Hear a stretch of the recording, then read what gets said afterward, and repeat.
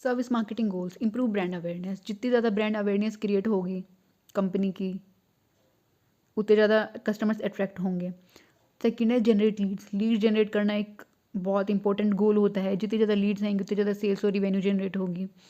For example जियो ने क्या किया था, फ्री इंटरनेट सर्विसेज प्रोवाइड करके उस टाइम लॉकडाउन के टाइम पे अपनी लीड जनरेट कर ली थी। अब बाद में क्या कर रहे हैं वो लोग, उन्हीं लीड से अपना प्रॉफिट अर्न कर रहे हैं ना।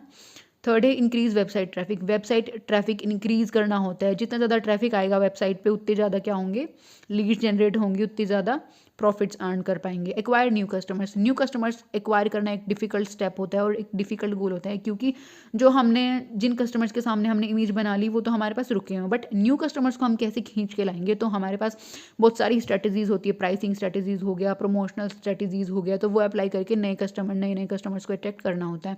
Improve customer value. Customer value का मतलब होता है कि जितना प्राइस हम पे करें, जितना प्राइस कस्टमर पे कर रहा है ना एक सर्विस के लिए, उतना उसको वर्थ लगना चाहिए कि मैंने ये चीज़ इतने में खरीदी है तो मैं सेटिस्फाई हूँ कि हाँ ये चीज़ इतने की ही है। फॉर एग्जांपल मैं दुपट्टा लेने गई, मैंने 2000 का दुपट्टा ले लिया एक। उसके बाद मैं घर आई, मैंने 2 दिन यूज़ किया, तीसरे दिन वॉश कर दिया मैंने उसको। तो उसमें क्या हुआ कि उसका कलर चला गया दुपट्टे का। अब मेरे को क्या लग रहा है कि ये दुपट्टा मैंने जितने रुपए में ख़रीदा था उतने के लायक नहीं निकला, तो यहाँ पे बात गड़बड़ हो गई। बट सर्विस प्रोवाइडर को अपनी कस्टमर वैल्यू इंप्रूव करती रहनी चाहिए।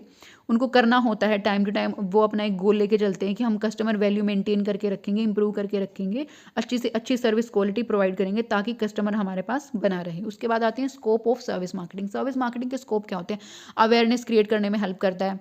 ठीक है, मार्केटिंग से हम क्या करते हैं, अपने जो सर्विसेज हो रही है उसको प्रमोट ही कर रहे हैं ना, तो उससे क्या होता है कि अवेयरनेस क्रिएट होती है लोगों के बीच में। फिर आता है boost sale and increase revenue.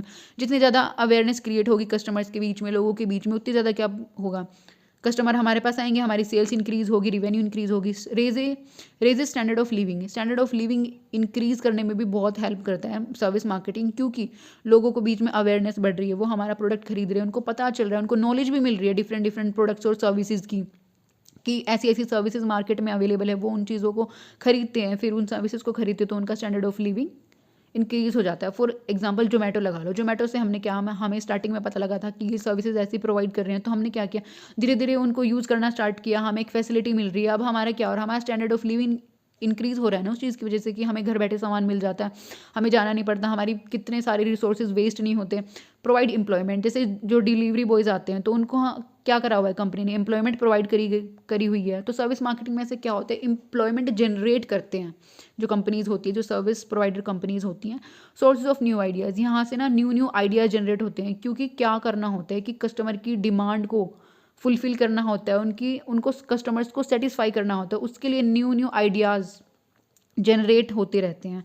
फिर basis for decision making. Decision making basis है ये जो सर्विस मार्केटिंग है, ये क्या है, डिसीजन मेकिंग में बहुत हेल्प करता है। कैसे हेल्प करता है, जो भी एक कंपनी या फिर ब्रांड है जो सर्विस प्रोवाइड कर रही है, उसको क्या करना होता है कि जो कंज्यूमर है उसकी ह्यूमन नीड्स एंड वांट्स के बारे में पता करना होता है। उसके बाद वो प्रोडक्ट बनाता है, फिर सेल करता है। उसके बाद आफ्टर सेल सर्विसेज भी होती हैं, बहुत सारे स्टेप्स वो फॉलो करके जाता है। उसके बाद वो क्या करता है, ऐसे सॉफ्टवेयर ऑटोमेशन वगैरह का यूज़ करता है, फीडबैक प्रोसेस का यूज़ करता है, जिससे कि कस्टमर बिहेवियर के बारे में उसको पता लगता है, कस्टमर की अट्रैक्शन कहाँ हो रही है उसके बारे में पता लगता है। तो फिर डिसीजन मेकिंग में, फिर उसके बाद वो डिसीजन मेकिंग करता है कि हाँ इस तरीके की मॉडिफिकेशन हमारे प्रोडक्ट में होनी चाहिए।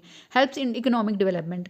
इकोनॉमिक डेवलपमेंट में कैसे हेल्प करेगा, देखो अगर स्टैंडर्ड्स रेज हो रहे हैं, एम्प्लॉयमेंट जनरेट हो रही है, कंपनी का भी सेल्स और रिवेन्यू इंक्रीज हो रहा है, प्रॉफिट इंक्रीज हो रही है, तो ऑटोमेटिकली जो हमारी कंट्री है उसका जीडीपी इंक्रीज होगा, जिसकी वजह से इकोनॉमिक डेवलपमेंट में हेल्प होती है।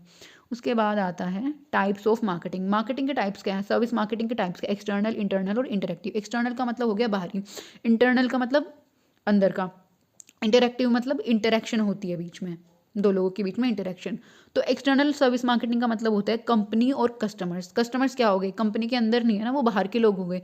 तो कंपनी के अंदर और बाहर के लोगों में जब जो कोई एक कम्युनिकेशन हो रहा है, कोई डील हो रही है, तो उसको हम बोलेंगे एक्सटर्नल मार्केटिंग। अगर सिर्फ कंपनी के दो अंदर के लोग हैं उनके बीच में हो रहा है, तो फिर हम उसको बोलेंगे इंटरनल मार्केटिंग, क्योंकि सारा प्रोसेस अंदर अंदर है ना, बाहर कुछ नहीं गया, बाहर किसी से हमने कनेक्ट नहीं किया, तो वो हो गया इंटरनल मार्केटिंग।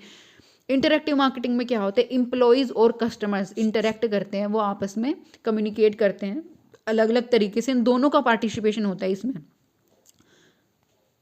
इंटरनल मार्केटिंग में कंपनी और एम्प्लॉयज़, कंपनी क्या करती है, अपने एम्प्लॉयज़ को अपनी वो सर्विसेज प्रोवाइड करती है as a bonus, as a gift, ताकि जो भी उसके एम्प्लॉयज़ हैं वो सेटिस्फाई रहे। अगर एम्प्लॉयज़ ही सेटिस्फाई नहीं रहेंगे, अगर वो ही मोटिवेटेड नहीं होंगे हमारे प्रोडक्ट को लेके, अगर वो ही कॉन्फिडेंट नहीं फील कर रहे, तो वो हमारे कस्टमर्स को कैसे सेटिस्फाई कर पाएंगे।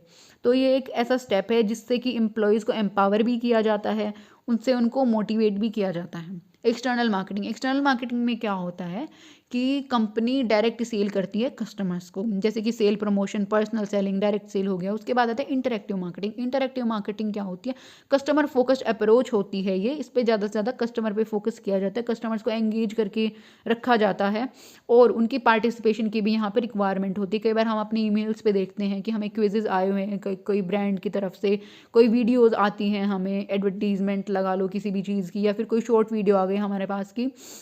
हम कई बार गूगल यूज़ कर रहे होते हैं तभी भी तो बीच बीच में आती है ना वीडियोज़, एडवर्टीजमेंट्स आती है, ऑडियो आ गई हमारे पास, live streaming, polls and quizzes, interactive story telling, इस तरीके से ये होती है इंटरेक्टिव मार्केटिंग।